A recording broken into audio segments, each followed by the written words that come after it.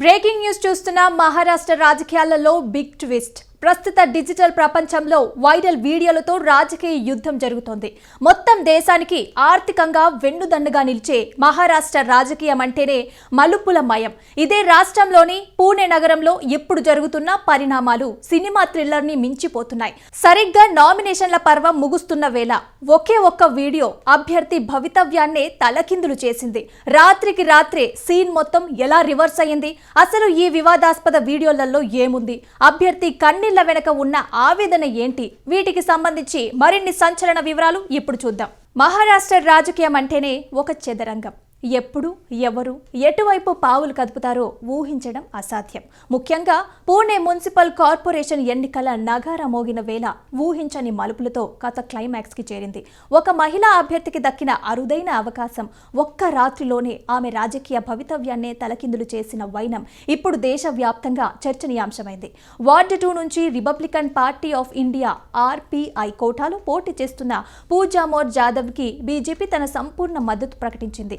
ఏకంగా BJP AB form అందచేయటంతో ఆమె గెలుపు నల్లేరు మీద నడకే అని అంతా భావించారు. మద్దతుదారుల కేరింతలు, దప్పుల మోత మధ్య ఆమె నామినేషన్ కూడా దాఖలు చేసేశారు. ఇంకేముంది, ప్రచారం మొదలు పెట్టడమే తరువాయి అనుకుంటున్న తరుణంలో సోషల్ మీడియా తన అసలు విశ్వరూపాన్ని చూపించింది. ఎవరో పాత ఫైళ్ళని తవ్వారు. ఆమె గతంలో చేసిన వ్యాఖ్యల తాలూకు వీడియో క్లిప్లని బయటకు తీశారు.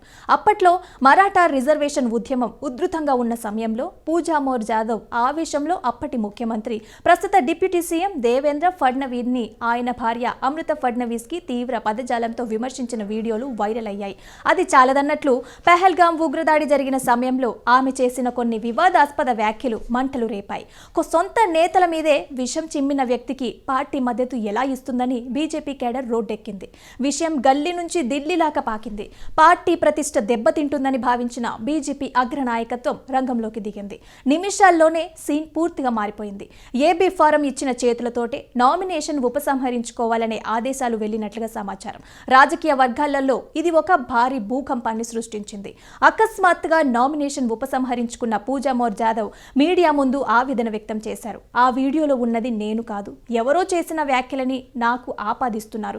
ఇది నా రాజకీయ భవిష్యత్తుని దెబ్బతీయటానికి ప్రత్యర్థులు చేసిన కుట్ర అంటూ కన్నీళ్లు పెట్టుకున్నారు. ఆర్థిక ఇబ్బందులు, లాఠీ చార్జీలు, కోర్టుల చుట్టూ తిరిగిన తన కష్టాన్ని ఏకరువు పెట్టినప్పటికీ అప్పటికే జరగాల్సిన నష్టం జరిగిపోయింది. ఈ ఘటన ఒక విషయాన్ని స్పష్టం చేసింది. రాజకీయాలలో మీరు చేసే ప్రతి మాట, ప్రతి సైగా రికార్డ్ అవుతుంది. దశాబ్దాల కిందటి వ్యాఖ్యలైనా సరే సరైన సమయం చూసి ప్రత్యర్థులు వాటిని బయటకు తీస్తున్నారు.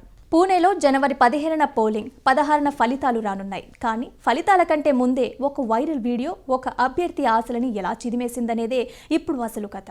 సినిమా థ్రిల్లర్లని మించిన ఈ పొలిటికల్ డ్రామా మహారాష్ట్రలో ఇంకా కొనసాగుతూనే ఉంది.